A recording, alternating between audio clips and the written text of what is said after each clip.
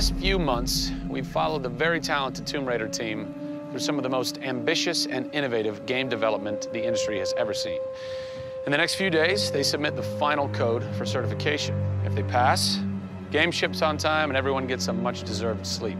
If they fail, well, let's not talk about that. I'm Zachary Levi, and these are the final hours of Tomb Raider.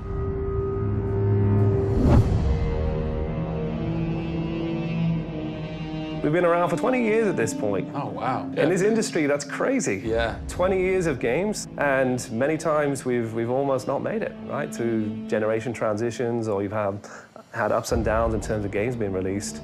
And for us to still be here, making games and being competitive, it's amazing.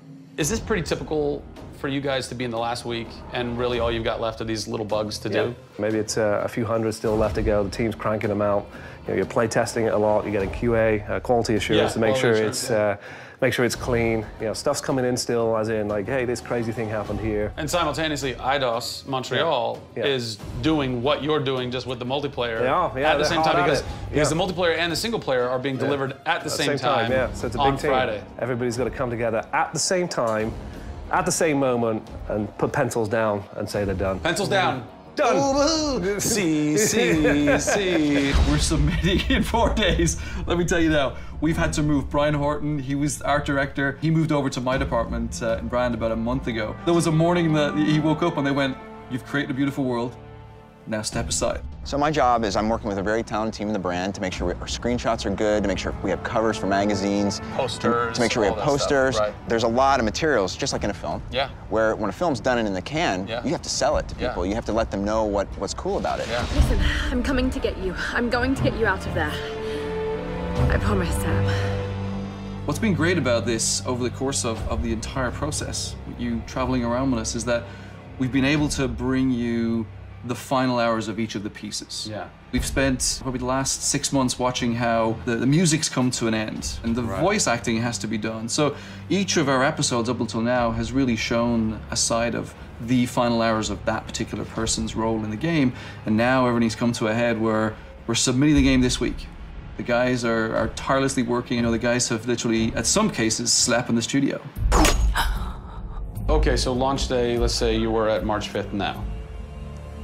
Where are you? What are you doing? I'm probably in bed trying to get 12 hours sleep. Because more than likely I would have been at some midnight opening the night before up till very late celebrating. So I'm probably at this time of the day, I'm probably in bed.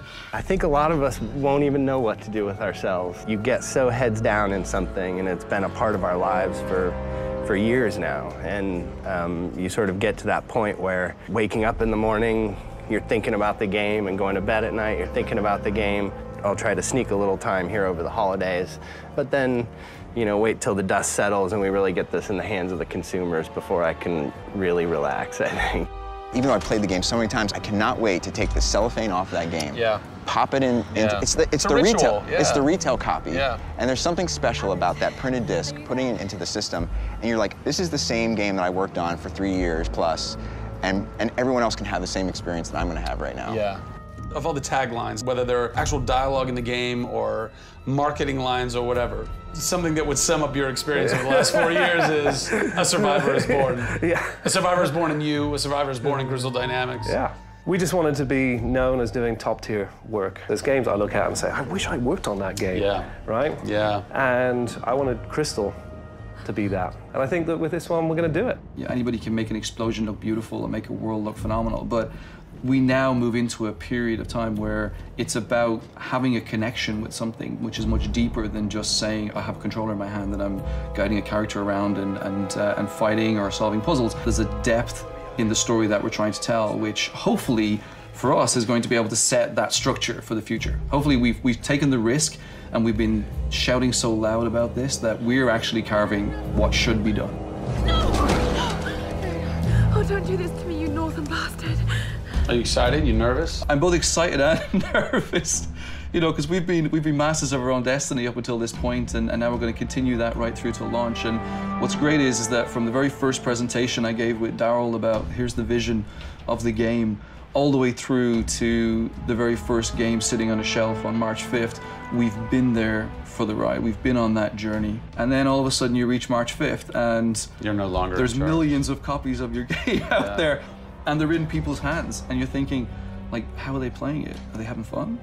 What are they saying? What are they going to do? As soon as they put the controller down, what's the next thing for them? Do they want to tell people? What do you want their response to be? I hope those people see that the story we've built and the foundation we've built is one that will last a long time. Doing something that's special is just incredibly tough, no matter what it is. You've got to really want it. You have to be passionate. You have to care about it.